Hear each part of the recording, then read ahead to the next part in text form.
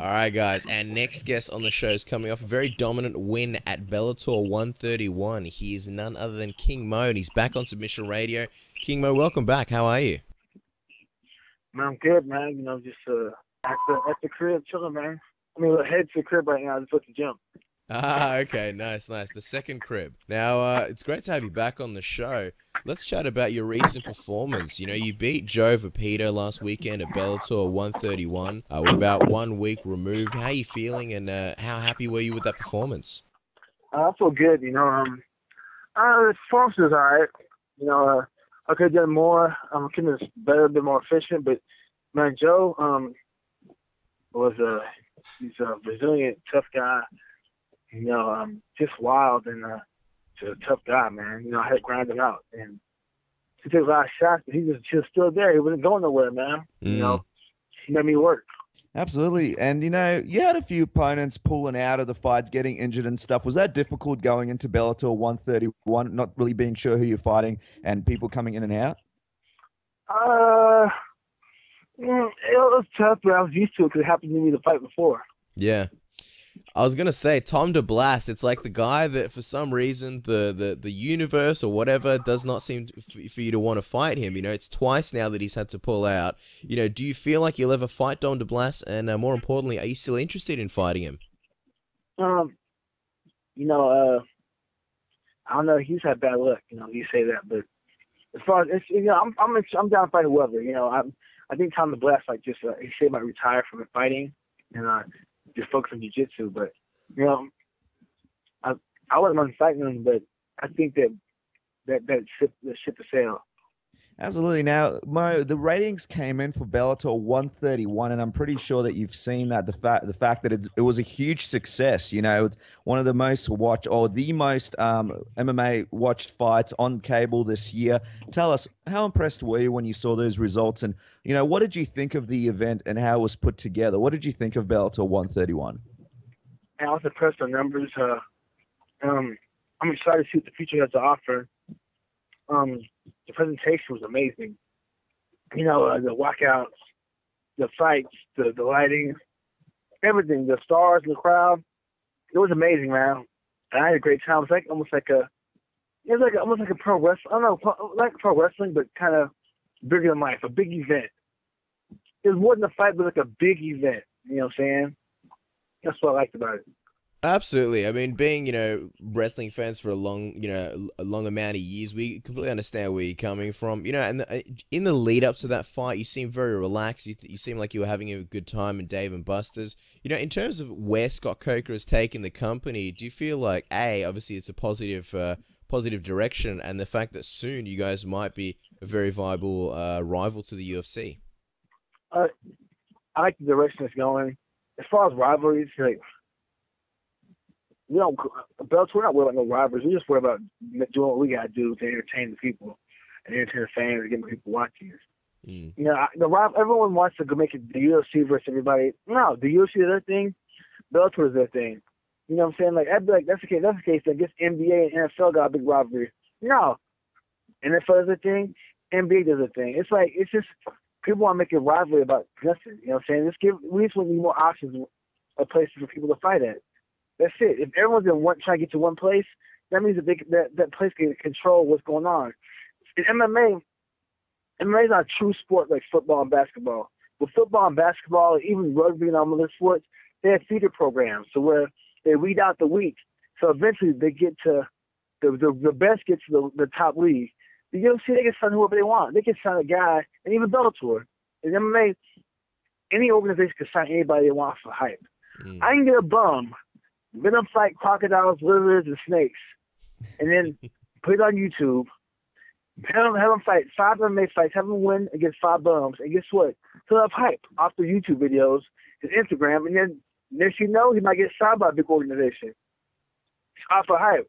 In football, rugby, soccer, basketball, baseball, hype doesn't mean nothing. What happens is your results, your numbers, your stats. Performance is what means something. In MMA spot, performance and spot hype. How you win. How you win is what matters. Matters where you go. in real sports, if you just win, it can be 1-point victory every time. As long as you're winning, that's all that matters. Absolutely. Very well said, King Mo. Now, I was wondering, you and Tito, you guys have been talking back and forth on Twitter, but before we talk about Tito, I just wanted to get your thoughts on the main event from Bellator 131. What did you think of the build-up between Tito and Bonner? What did you think of the fight itself? I thought the build was good. The fight was all right. Bonner brought it. You know what I'm saying? Bonner's the one that brought it. Tito tried it, but come on, man. I'm not. I'm impressed with Bonner because for someone that ain't fought in 2 years, he just started training again. It's impressive because he went out there and went 3 hard rounds. You know what I'm saying? Even still to Tito's takedowns, he has no Western background. Mm-hmm. Now, for Tito, I don't know. No, not to me. Whatever. He won't fight me. So I don't like talking about it because I know he ain't gonna fight me. He's just trying to find every reason. Well, you lost to quit. We all saw it. Okay. You saw what? We all saw him asking for a rematch because he knows he lost. Mm. Come on. For him to say that he thinks I lost to Quentin, then I might as well think that, I guess he thinks that he lost to Forrest Griffin too then. Because he was awfully mad both times he fought Forrest. You know what I'm saying? So come on. For him to actually tell me he thinks I lost to Quentin, I guess he thinks he lost to fucking Forrest too. Yeah. I was going to say, during the post-fight presser, you mentioned, you had an interesting line. You said that you would straight Django Tito. And we've seen the movie, we loved it. It was a long movie, however, and a lot of things happened. What exactly did you mean when you said that you were going to Django him? Well, fuck him up. Remember that one part?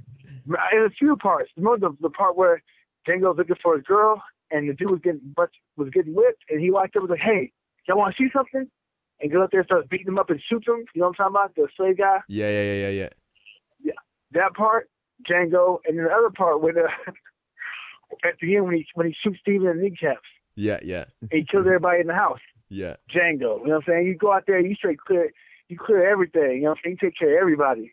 And that's what I would do with him. I was like, man, I would destroy you. It'd be easy work. You know what I'm saying? He knows he don't want to fight me. He knows. What's he going to do? Out-wrestle me? What? Out-strike me? What? Out-speed me? Wait, he's not stronger than me. He's big. He's not stronger than me. I'd muscle around everything. I control him. I would smash him. Hulk smash. That's what would happen. Now, you mentioned that you don't think the fight's going to happen. And for fans at home who don't know how it works, just explain to us, what really goes into, making a fight happen. Is it something that you and Scott Coe can have a chat about? Or is it something that's entirely in Tito's hands because, he's got one of the upper positions, I suppose, in the company and one of the bigger contracts with him? Okay, here's what's going to happen, right? It's easy. Coker, but the fans want Mo versus Tito. Okay, well, that sounds good. A lot of meetings. What do you got to think about Mo versus Tito? Oh, it'd be great. Do good numbers. Okay.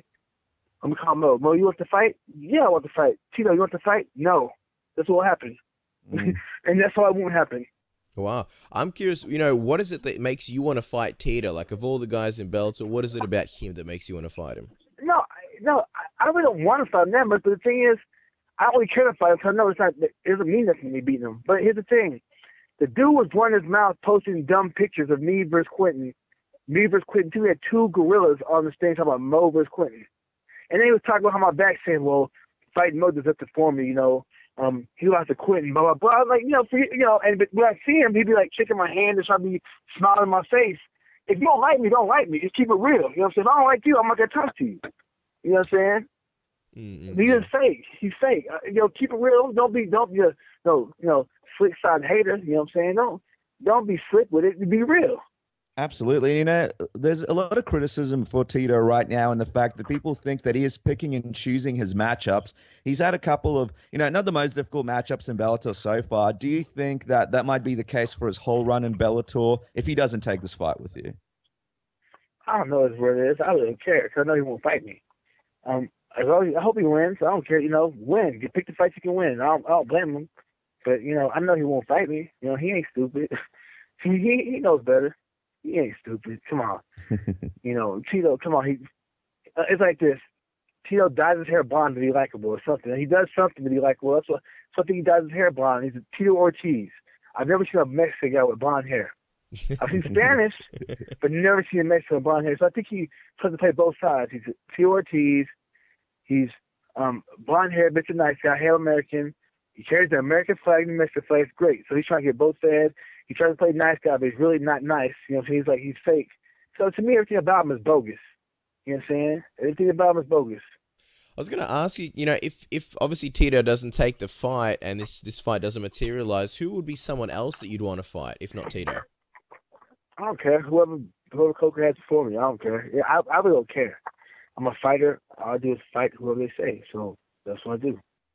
Now, Mo, news broke recently. The TNA lost their Spike TV deal and they'll be moving to a new network. I was just wondering, what did you think when you heard of the news? And what does this mean for your relationship with TNA? I know that you had that contract where you could wrestle for them while they're on Spike. Is that all done now that they're moving to a different network? I have no idea. I hope not. I'm always a TNA supporter to the end. But we'll see. I don't know yet, but we'll see. I wanted to, talk just back on your MMA career, Mo. You've had two very dominant wins in the last two fights. We know that you train at American Top Team. Is there anything new or specific that you've been working on that's been a contributing factor to those dominant performances? No, I think my body's coming back. That's the thing. My body's slowly coming back. When I first saw Bellator, before my first fight that year before I signed, I had 3 ACL surgeries. One, to put it in the ACL. The other one to take the ACL out because it's infected. And the third one to put a new ACL back in. So wow. I had to deal with that. And then I had the scab infection. So my body was like, it was a long recovery. And now my body's starting to feel better. So, slowly moving around, slowly come back around, but it's feeling better. So I'm getting the pep in my step. My shot looks better. I'm not flat-footed because before when I first came out, I was flat-footed because of my knee. Now I got more muscle and more bounce in myself, so I'm feeling better. And you were talking about how your body was feeling. If things go to plan and you do get matched up, soon, how soon do you think you could be back in the ring fighting again? I want my fight in February, something like that. Late January. I don't know. I don't care. Just like if you need a matchup, I'll be ready. Give me a fight, I'll be ready. Absolutely. I was going to say, just quickly in terms of, your next fight, I was going to say the one thing about if you fought Tito would be that it'd be a step up in competition. Your last opponents, though, they were really tough guys, but they seemed like maybe they weren't quite on your level. Do you think you'd agree with that? Well, it seemed like Justin Jacoby was a kickboxer. He's fighting Glory, and people were like, most can wrestle. I wrestle, but I beat him standing. This other guy's a tough guy, he's a tough guy. It wasn't my fault that my original opponent got hurt, but that was the replacement. But Tito, to me, he get the same treatment. I would beat him just probably easier than those guys because with Tito, I know what to expect. With other guys, I didn't know what to expect because it was short notice. Like I had 2 weeks for one, and then 1 week for the other, or 3 weeks for one, 2 or 1.5 weeks for the other. So. Absolutely. So in a lot of ways, is that a bit more difficult because you're fighting these really tough guys, but they're not necessarily household names. And, you are putting a lot on the line when you fight these guys. Is that a little bit difficult for you in that regard?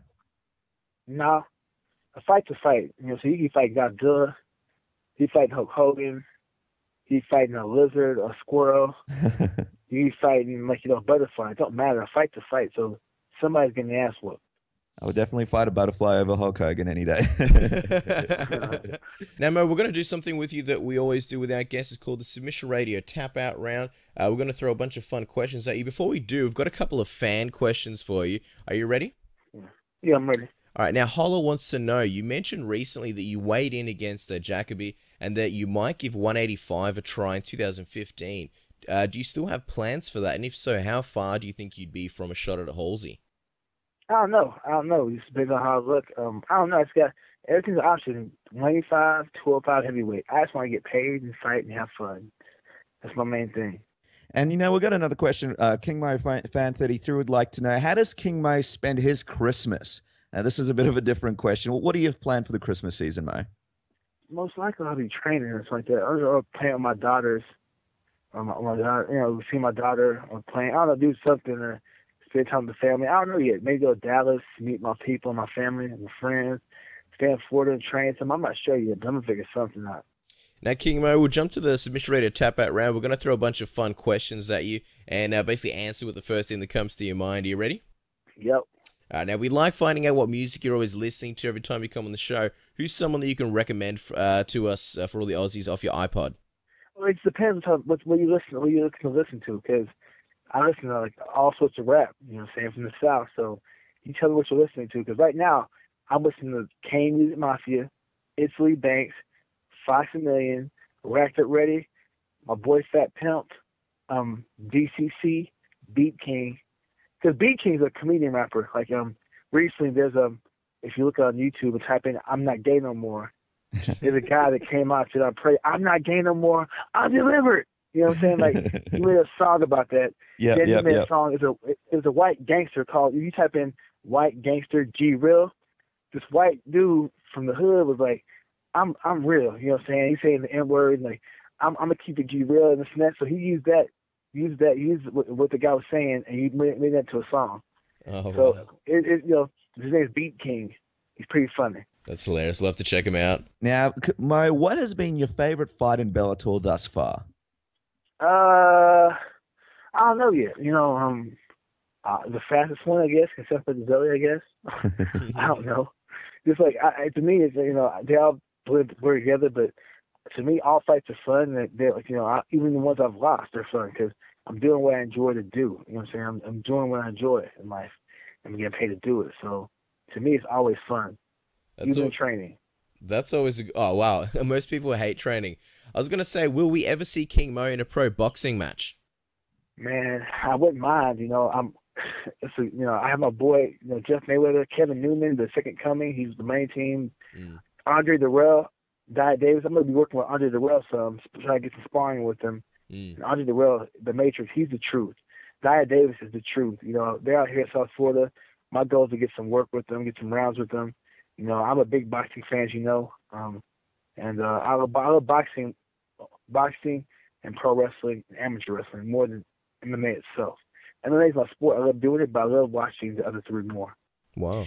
Well, speaking of pro wrestling, give us your dream opponent. If you were to wrestle at WrestleMania, give us one name who you'd love to wrestle.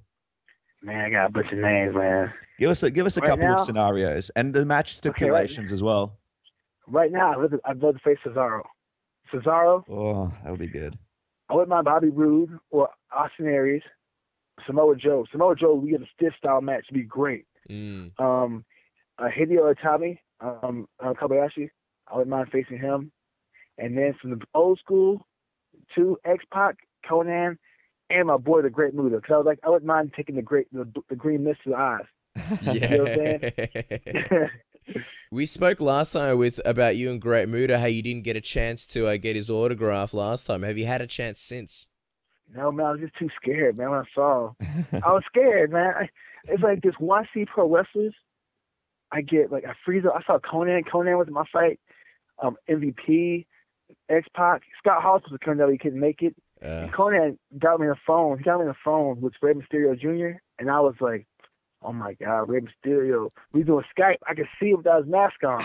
And still think he's like 22 years old. And I was freezing up. I couldn't stop smiling, and I was hugging Conan. Like, the thing is, like, for me, when it comes to wrestling, I grew up watching these guys. Yeah. So, like, they entertain me. So, like, when I see them, I give them hugs. They're my entertainment. We talk about that Raw. You know, it was amazing. We talk about Monday Night Raw, and, man, you know, I see Goldberg. Like, just these guys, you know, if I could meet Akira Koloff and Arn Anderson, you know, that'd be amazing, too. My head would explode. You know what I'm saying? Barry Windham. Man, I met Bobby Eaton. That was amazing. I don't know. I'm a big wrestling fan. I just grew up watching it back then when I was growing up. Wrestling was my MMA. Well, that was my thing. But it was my thing to watch.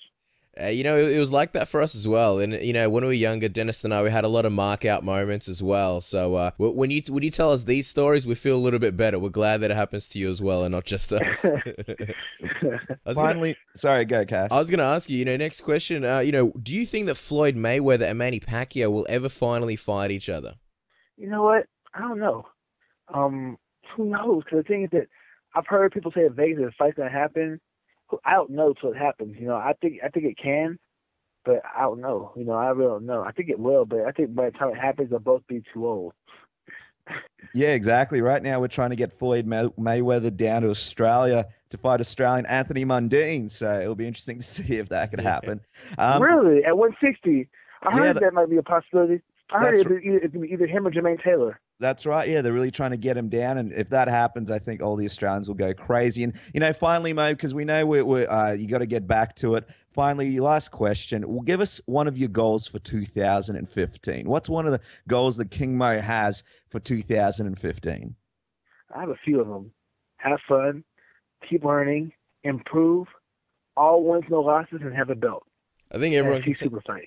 I think everyone can take something from that.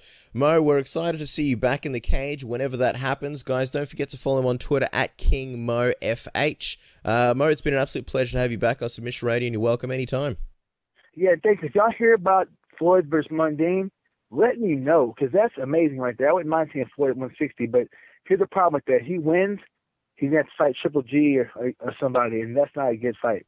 Absolutely. Well, we'll be on Twitter, so if we hear anything else about it, we'll let you know. We'll keep our ear to the ground. Let me know. And you have to come down and check that fight out if it happens, and then we can really discuss definitely. it. Definitely. Awesome, Mo. Thank you so much, man. All right, Take bro. care. I'll take it easy. Take care. Bye-bye.